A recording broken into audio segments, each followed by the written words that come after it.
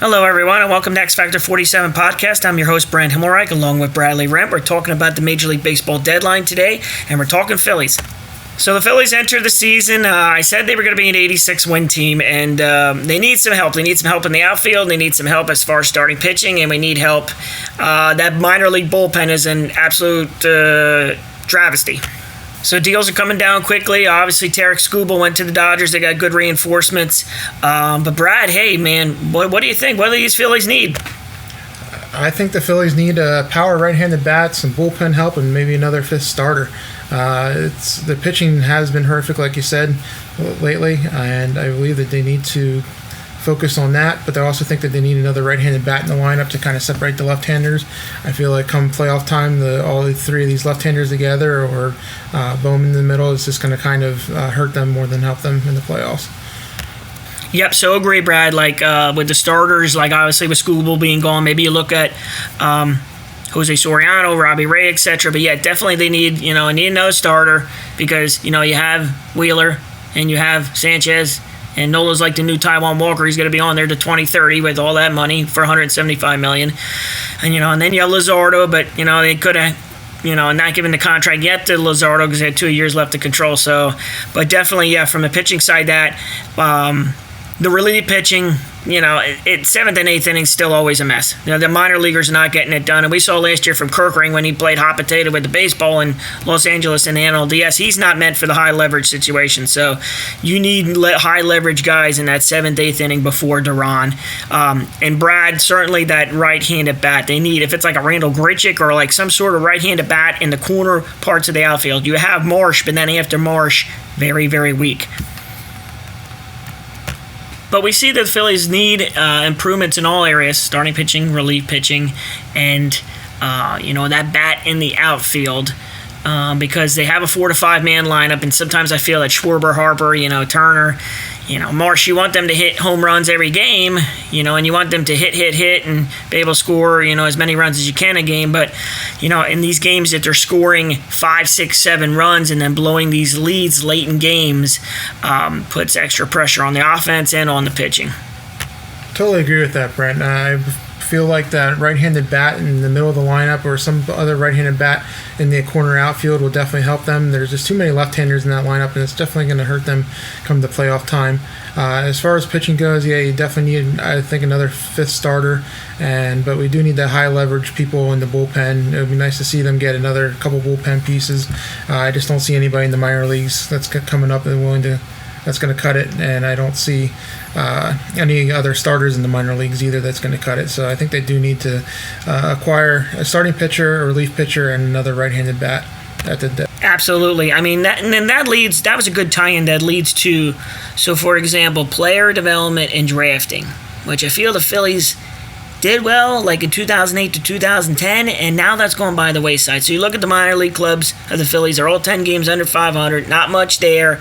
And I just was seeing some posts this morning about the Dodgers and, how people are envious of the Dodgers and, they have all this money, they're going to win championships forever. Yes, they're good. And yes, they do have a lot of money, but the Phillies also had a high payroll, and the Mets also had a high payroll, and, look where they're at. The Phillies are a number 5, 6 seed at best, and the Mets are down in last place. So money does talk, but when you have a good player development system and a good drafting system, my point is you get good pieces on the chessboard. You get good prospect pieces on the chessboard that when it comes deadline time, you have 3 players like the Dodgers did to trade for Skubal. You have pieces in place. Some you will keep, and then some you will ship away. Phillies don't have that. They don't have many pieces on that chessboard, and hence why the Dodgers every year at the deadline they will make the splashing deals because they have the prospects and they have the they have the materials and the essentials and the items to be able to do it, which I feel the Phillies need to improve on in those developments and player development and drafting. Good point there, Brent, with the drafting and the player development. The player development to me is questionable at best. I feel like the Phillies are drafting half decent the last couple years. The prospects that they're drafting, like Gage Wood, the pitcher from Texas this year, who I really liked. They did get some good. They are getting some good pieces, but I feel like the player development system is kind of lacking as far as bringing them through the minors and how they're bringing them through the minors and what they're having them work on in the lower levels of the minors.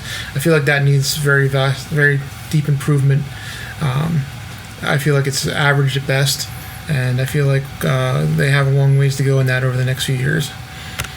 Yeah, the player development and drafting is so key because you have your core players. So when you look at the Phillies, you have your core players. You have Turner, you have Harper, you have Schwarber, and that. And the Phillies rely on them very, very heavily. Brandon Marsh has been, he was good. Now he's up and down, but he's going to be well too.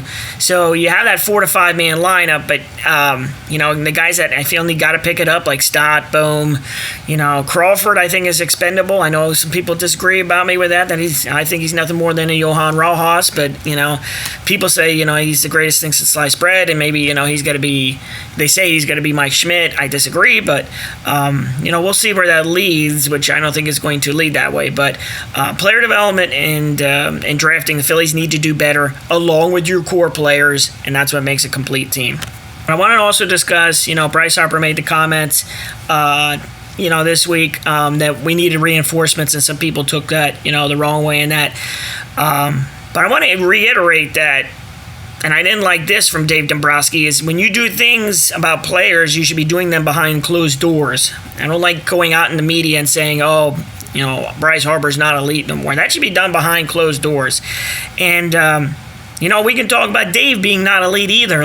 We can talk about I can remember back in January when we were talking about, and all of Philadelphia was talking about the breathless hysteria about Bo Bichette. Oh, we need Bo Bichette. And this is the same front office that was so fixated on Bo Bichette, but then could have went towards most likely maybe like a Cody Bellinger, or like Bradley said, could have been a left-handed hitting bat in the outfield or a right-handed hitting bat in the outfield. That was not done. It was fixated on Bo Bichette, and that Marchand was going to be your starting catcher, which absolutely not. I think Phil JT's your starting catcher. He's your Yadier Molina to that club. So that is just a couple of the bad moves from Dave Dombrowski, including with all these massive contracts of Aaron Nola. Remember, $175 million we're giving to him yet. And then you have Nick Castellanos and Taijuan Walker that are sitting at home and can make money from the team, and they don't even need to play on the team. So, we talked a little bit in the past segment there about player development and drafting, but the front office needs to look in the mirror too, because they made some very, very poor decisions in the offseason, and even going back last year to not signing Mason Miller, for the bullpen, and allowing Ryan Kirkring to go through that, because I feel if they had another high leverage guy in the bullpen last year when they faced LA, they would have beat them. And, we saw what happened there with the panic from Ryan Kirkring, and, that was a shame, but I feel that he just wasn't right for that situation. He's meant for a situation where, you have a little more cushion. So, yep. Go. Totally agree with that, Brent. Front office definitely needs to look at themselves in the mirror and look at some of the moves that they've made over the last few years, and kind of give themselves a reality check, basically, is what I like to refer to it as. They're definitely not an elite front office by any means, and they definitely need someone like a Bryce Harper to call them out on it and to try and fix that situation. There's definitely a lot of good moves that could be made out there at this trade deadline, and I hope that Dombrowski is able to make some of them moves. One player that I really like that's available for trade, at least the team has said this person's available for trade, is Hunter Goodman from the Colorado Rockies. Rockies are struggling a little bit right now, and I believe that he's a piece that the Phillies could use to sit behind JT for a few years and maybe learn from him, and then once JT moves on, he can become the everyday starter. He's doing really good over in Colorado right now, but still needs a little bit of development defensively, and I hope that's someone that the Phillies are looking at in the trade deadline. Yep, it's great of Brad to point out a catcher like Goodman, or point out these players like, I talked about Randall Grichuk when the Phillies got Derek Hill, then maybe they would have got, Randall Grichuk instead from the White Sox. But you got to look at the teams that are out of it. So you look at, you look at the Tigers, you look at teams that are out of it and say, hey, what can I do? What deals can be made? Me and Brad talked about the problems with player development and their drafting, but another aspect also is negotiation. The deals have to be negotiated. You got to make good deals. So, you look at these teams like the Tigers or last place teams, and where can you fulfill your needs? You can't have the excuse that, we talked about how the Phillies are, a little bit limited on the pieces that they have on the chessboard. But then if they are that way, and you are a number 5, number 6 seed team, how can I turn my team from an 86 win team to a 96 win team or a 93 win team? So you got to look at, if you can't get deals done with the prospects you have, then you got to look at other players. You got to look at, Marshawn's hurt now. That would have been maybe one. But, you got to look at Crawford. You got to look at, Derek Hill. You got to look at Edmundo Sosa. You got to look at Bohm. You got to look at Stott. You got to look at some players, and that's how you got to configure the chessboard. So, without the prospects to be able to to move, if they can't do that, you got to find another avenue, because this team right now, currently, it's on a number 5, number 6. Maybe we squeak into the playoffs, and we're out in the first round, and it's nothing exciting. It's like, we were 9-19, then we played well, now we're playing bad, we're hanging in, we're ahead of Miami and the Nationals and the Diamondbacks, and you settle with 86 wins, but that's not good enough. That's not good enough for the good core players you still have on this team, and Turner, and I know Turner's been bad defensively, but he's picking it back up offensively, and we need to tone down on him. But I think Turner will be fine. Schwarber's going to be fine. Harper, even Harper, if you make a deal, I always liked him back in the outfield, but he's been playing first base. Maybe you look at the Astros first baseman. So, for example, there's room to be had, but you need to create good, proper deals.